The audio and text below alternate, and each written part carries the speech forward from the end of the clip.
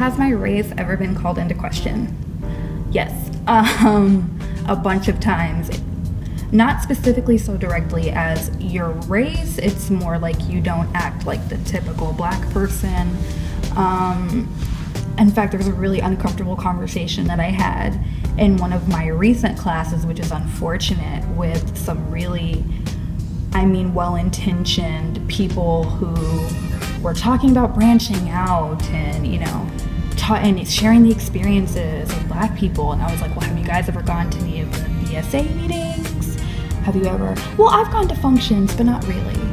And I was like, well, you want to know about the black experience, so talk to them. And someone actually turned to me and was like, well, I can't just talk to a random black person and ask, have you ever experienced racism? And at the moment, I was taken aback, but I just kind of stopped what everyone was talking about. And I turned around, I was like, well, we're not random black people, we're students. I've been here for 4 years. I'm not a random black girl, I'm here. And so I think that kind of pointed out to me that I could be sitting right next to someone in a classroom, we could help each other with homework, we could do whatever, but at the end of the day, I wonder if when we walk out, are you going to put me in that group of random black people you can't talk to? It's just, but in high school, there was a guy who told me, Jessica, there's a difference between niggers and black people, and you are a black person, you're not a nigger, so be glad.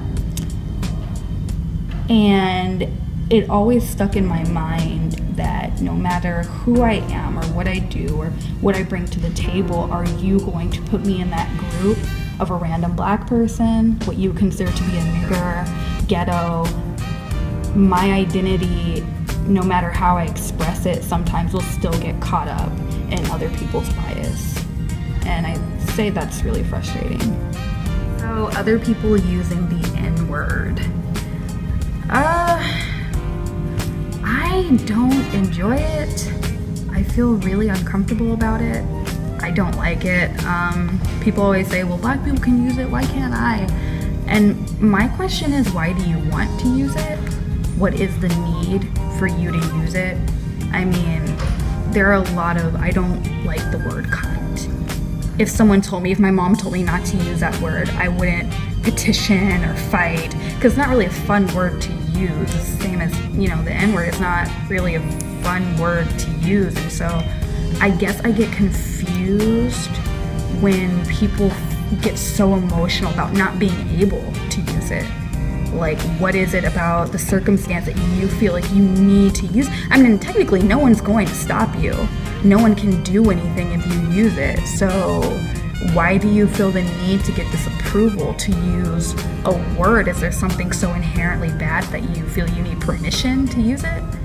That's what I get kind of confused about, why people are like, no one argues to use the word wetback. No one petitions, gets emotional, cries, well, I'm pretty sure Mexicans have used it in the past, so why can't I use this word? It's like no one does that except when it comes to the N-word. People really want to use, I'm just like, why do you feel the need to use this word so much? Like, it's kind of strange. And people can bring up hip hop or, rap or black people using it all you want, but I would still ask, like, why do you want to use this word? I guess that's something to ask yourself. When people who want to use a word who feel like they can't, ask yourself, like, why do I want to use this word? What am I describing when I use this word? And I think that says something really important about what people think. Different background can understand my identity. No.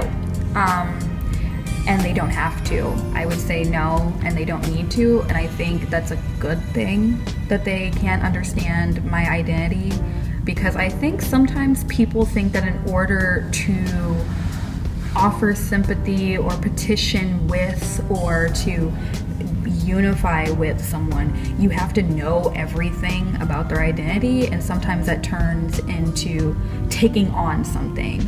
I would hope that a white male would be able to stand next to me, a black female, and stand with me for any type of injustice I was fighting as a black female without feeling the need to experience being a black female. I can argue for easy access for, you know, disabled people without having to be in a wheelchair for a month. And I think sometimes people think that the only way you can understand is by knowing, and that turns into taking over people's voices. So I would say no, you can't understand what it's like. I don't know what it's like to be blind. And you know, me closing my eyes for 5 minutes, it's not going to tell me what it's like. And I think it would be insulting for me to even assume that that would tell me what it's like. So I would say no, they can't understand what it's like to be a Black person or a Black female, to face the same experiences the same way I don't know what it's like to be a Hispanic woman who faces those experiences every day. But I don't have to. I don't have to try and know every single thing. All I need to do is listen to them. You know, if I want to know anything, I would go and listen to them. And I think sometimes the closest thing you can get to understanding is just listening to the people who experience it and accepting the fact that you're not going to understand it 100%. You're not going to, but it's not your job. It's your job to ask people, what do you need me to do for you? And if they need you to sit down and shut up while they petition or while they have a call, you do that. And so, no, I think sometimes, especially when it comes to Black women, you have white women or white men or anybody really who will step up and speak for us because they understand us and they know what it's like to be us. But no, you don't. All you need to do is just listen. If you want to know, sit down and listen.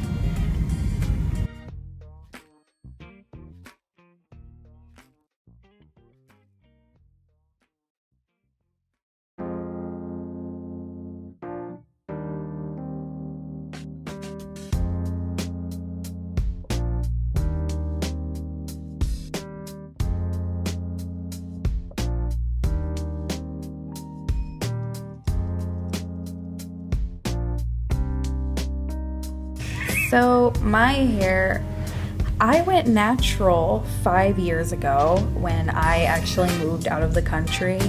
I got a relaxer right before I moved because I didn't know when I would get it. I moved to London, England, and I didn't know where to find any like relaxers. So that was the moment I went natural. I still put heat on it and everything until I came back to the States, and my little sister was about 4. And kids would pick on her because of her hair, and me and my sisters, we'd all tell her like, oh, your hair is beautiful, don't let them pick on you. But our hair was all straight, pulled back, completely different from hers. And so I kind of decided to, I don't know, preach what I talk, and so I stopped using heat. And it wasn't really a big deal until I came to SLU. No one would really bring up my hair. I mean, people would reach out and touch it. One woman stuck her hair just stuck her hand like deep in my hair and was like, do you like your hair? I like your hair. I love when they keep their hair like this, to her daughter. And then I guess a couple of days ago, I had like Marley twists in, and I just put them in because it's cold outside. I need to protect my hair from the cold. And this girl called it Bohemian, which is one that I get a lot, and one that people seem to throw at my hair whenever it's not straight. People constantly feel the need to comment on my hair or touch my hair, talk about they've never felt black hair before. One girl told me, you guys it's really tough for you guys to get it straight, so good job. So when it comes to my hair, I don't like people touching it in general. I don't want it to be a statement. I mean, it's not a statement when a girl with straight hair wears her hair, but for some reason it always seems to be a big topic of conversation for people. So, I mean, I guess I would say with hair and my hair is that I try my hardest to make sure that whatever I'm doing to it, I'm doing it because I like it, not for anybody else anymore. I mean, I used to straighten it because I didn't want it to look messy. Didn't want my hair to look nappy. But after, you know, being around my sister, she's 14 years younger than me, and she doesn't have the option to straighten her hair. She can't, my parents wouldn't do that. She's 8 now. But kids would pick on her and do everything, and it's like I couldn't honestly look her in the face and tell her like, oh, your hair is so pretty. Meanwhile, I can't even really stand to look at my natural hair. So I guess when people tell me things like that and I laugh it off and everything, or when people reach in my hair and touch it, or when people for some odd reason use the word nappy instead of tangled to describe my hair, I always think about my sister, and I think about the kids who said they wouldn't play with her because their hair is too big. I think about when I was a kid and we had those lice checks at school, and one woman remarked to a parent while checking my hair that their type of hair is so difficult. I hate doing this with their hair. I always get grease on my hands, is what she actually said. And so it's very hurtful, and I think it starts so young, especially with Black girls, that we get these really negative messages about our hair, just hair. And it starts so young, and then you get punished when you get older, because if you're not natural, oh, you're not natural like all these other girls. If you put fake hair in, you're not real. Then when you do it, oh, you're nappy, you're into that neo-soul, whatever. And so it's frustrating, because it's one of those things where it's like you're damned if you do, damned if you don't, and you can't just exist. So recently, I want to say the Michael Brown verdict was the first time that I actually just kind of stepped back, and I was really affected by it, because it was something that was really shocking. And I mean, I hadn't really been all that affected by problems surrounding, or social issues until I want to say I was 8, when I learned about Emmett Till, and my grandma actually pulled out the original Time cover, the magazine that she kept from the case that showed his body, and I just was weeping as a kid, because I couldn't understand how something like that could happen. And so I guess when the verdict came out, and now I'm a little bit more affected. I mean, the death of Kendrick Johnson, the death of Tamir Rice, it's just every day, it's kind of, every time I hear something, it's harder, it's frustrating, to where I feel like I kind of have to be desensitized. When people make allusions to Black people being more likely to be criminals, or they, talk about how dangerous and ghetto certain areas, or how dangerous Black people are, or I hear something regarding, Black males as criminals or Black females as criminals. So it's just, it gets to the point where you become so sensitive that everything, you're just ready to snap about everything. And it's tough. You want to be desensitized because you want to not think about your dad on his way home, not think about, your male cousins, or think about your female cousins. Hope that the police officer stopping your sister's boyfriend lets him go at 3 in the morning instead of trashing his car. You just you want to not feel those things, but you can't. It's there every day. My identity, like a lot of people's identities, is complex. It's troubling, it's frustrating. There shouldn't be an on-campus Jessica and an off-campus Jessica, and an in-classroom Jessica and an out-of-classroom Jessica. And I feel like for people of color, or really, for people of color, you have to be that way. You are kind of forced to either separate yourself or to assimilate to be considered a part of the in-group. And sometimes touchy issues, although they're being talked about in a better way now, but touchy issues like race are stayed away, they're strayed away from, or if someone gets uncomfortable, then we have to stop talking. But it affects us. It affects us. Right in the classroom, we're not safe from these experiences because we're on campus.